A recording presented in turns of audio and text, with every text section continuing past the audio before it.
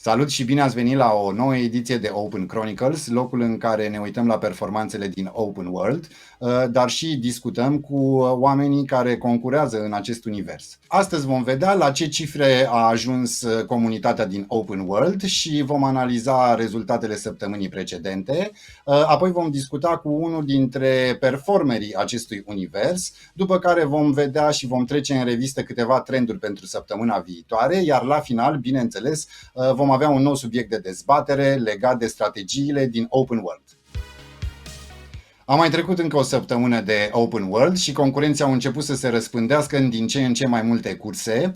Am avut o săptămână din nou cu de toate. Au fost unele curse cu luptă foarte aprigă, au fost niște noi recorduri care vor fi din nou greu de depășit. Am avut și câteva mici dezamăgiri în anumite curse. Deci, pe scurt, a fost o săptămână cu absolut toate ingredientele pentru a avea un Open World incitant. Haideți să vedem ce s-a întâmplat în principalele curse ale săptămânii trecute.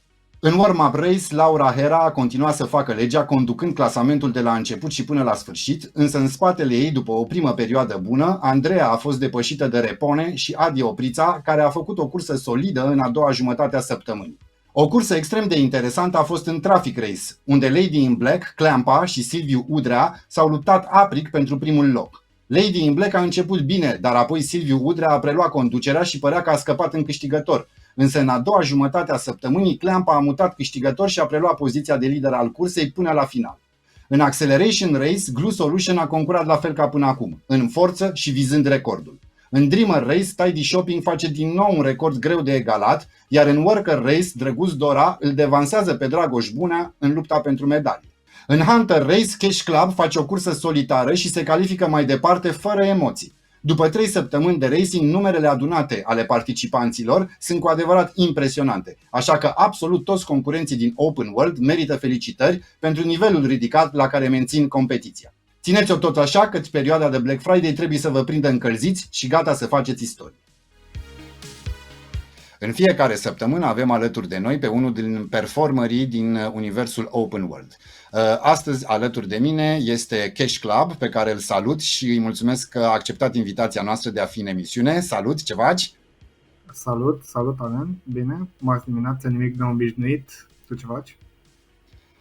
Bine, uite, mă bucur foarte mult să vorbesc cu tine pentru că te-am urmărit pe parcursul Open World și am văzut că ești unul din performeri. Înainte de toate aș vrea să te întreb cum te-ai apucat de afiliere? Ce făceai înainte de a face afiliere? Din curiozitate, cred că ăsta este cuvântul. Așa m-am apucat de afiliere, am vrut să văd despre ce e vorba.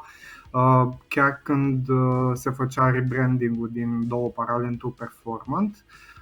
Și am început ușor cu Google Ads și am experimentat partea asta. Ulterior am trecut la alte canale de promovare și cam asta pe scurt. Care crezi tu că este principalul atribut al unui afiliat de succes? Curiozitatea și perseverența, pentru că succesul nu vine în primele zile, s-ar putea să nu vină nici măcar în primele luni de zile și atunci e foarte important curiozitatea și perseverența, dar și modelul de afiliere pe care ți-l alegi. Asta s-ar putea să-ți dicteze succesul ulterior. Super, mersi mult de tot. Acum să ne îndreptăm puțin către Open World. Ce te-a făcut să te alături proiectului, să intri în competiție?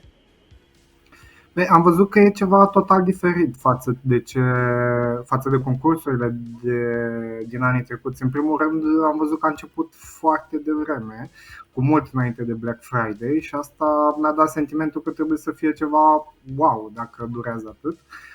Și după aceea m-am uitat puțin pe contentul concursului și grafica e total aparte, foarte engaging. După aceea premiile, de ce să nu fim sinceri, fiecare dintre noi are și o motivație financiară în spate și asta ar fi unul dintre criteriile majore.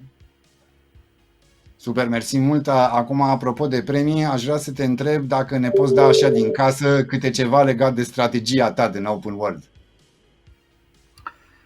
Strategia e prima oară când particip la un concurs de genul acesta pe nivele și atunci trebuie să mă adaptez în funcție de etapa la care ne aflăm.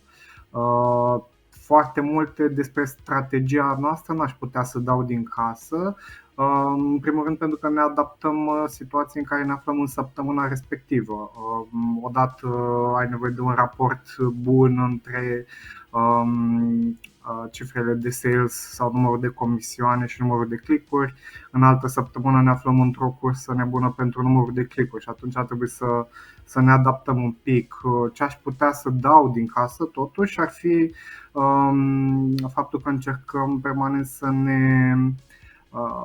ne adăugăm noi canale de promovare ca să facem față între cei mai buni. Asta înseamnă că față de ceea ce facem în mod tradițional, fiind o platformă de cashback, ne uităm și la colaborări pe ads-uri cu anumite magazine parteneri cu care avem o relație mai de durată. Super bine. Deci ajustați în permanență, nu e ceva ce ați făcut la începutul competiției și lăsați să meargă de la sine.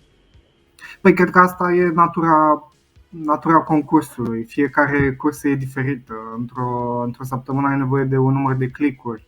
Într-o săptămână ai nevoie de un raport foarte bun între numărul de click-uri și numărul de sales-uri sau numărul de comisioane. Și atunci strategia poate să fie foarte diversă. Într-o săptămână adaugi noi canale de promovare, dar în alta unde ai nevoie de un raport bun s-ar putea să renunți la unele, de exemplu. Super bine. Care dintre curse ți-a plăcut cel mai mult sau care dintre curse te-a provocat cel mai mult până acum? Păi o să încep cu cea care a fost cea mai ușoară, dar uite că îmi scapă numele. Warm-up Race. Nu, cred că era Dreamer Race. Era cea care cerea un raport destul de bun între numărul de click-uri și numărul de și valoarea comisioanelor din săptămâna respectivă. Pentru noi a fost și am câștigat și un badge pentru chestia aia, am fost pe primul loc. A fost destul de facil. În momentul în care am renunțat la orice alt canal de promovare și am rămas doar pe ce facem noi în mod tradițional, pe cashback, atunci raportul respectiv vine destul de natural ca fiind un raport destul de mare pentru platformele de cashback și atunci a fost destul de facil. Mi-a plăcut ăla că a fost ușor, altfel mă provoacă foarte mult cursa actuală în care ne aflăm, unde avem nevoie de cel puțin 4.000 de euro generați în vânzări pe săptămână și în cazul în care ajungem la 30.000 de euro, înțeleg că poți să sari peste următoarea cursă și să treci la nivelul următor. Avem o siguranță legată de criteriul de calificare, cei 4.000 de euro, dar o să facem totul să ajungem la cei 30.000. Acolo e un big challenge pentru noi și încă ne adaptăm pentru săptămâna în curs să vedem cum am putea ajunge la numărul respectiv. Super, îți mulțumesc foarte mult, cam asta am vrut să știu de la tine. Mersi mult de tot că ai venit alături de noi și îți doresc mega succes la conversii săptămâna asta și să sperăm că vei trece direct la levelul următor. Mersi mult de tot. Mulțumesc și eu, vreau să vă urez succes în continuare și să menționez că mi se pare un super concurs, cel puțin cel mai mișto pe care l-am văzut eu până acum. Mulțumim mult de tot, multă baftă, mersi mult.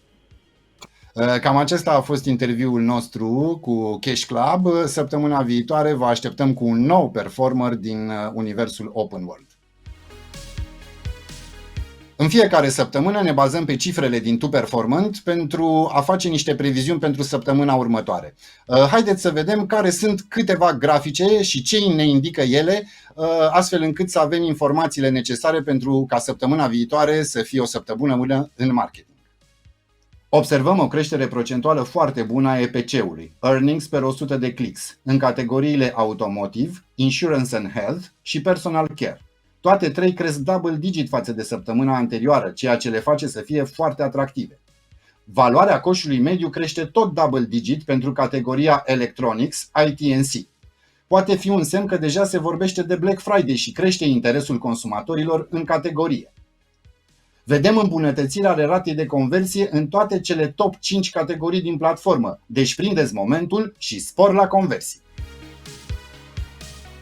În fiecare săptămână lansăm un subiect de dezbatere din universul Open World. Astăzi vom vedea care sunt părerile voastre legate de acest subiect de strategie, Badge versus Apex. Ce vă interesează mai mult? Să ajungeți cât mai repede la Apex și să concurați pentru marele premiu sau să vă bucurați de traseele din Open World și să vă luptați pentru badge-uri? Cam aceasta a fost tot pentru ediția de astăzi a Open Chronicles. Vă doresc o săptămână plină de conversii și vă aștept și săptămâna viitoare cu subiecte noi, invitați noi și cu noi cifre spectaculoase din universul Open World. Mersi mult de tot, la revedere! Ciao!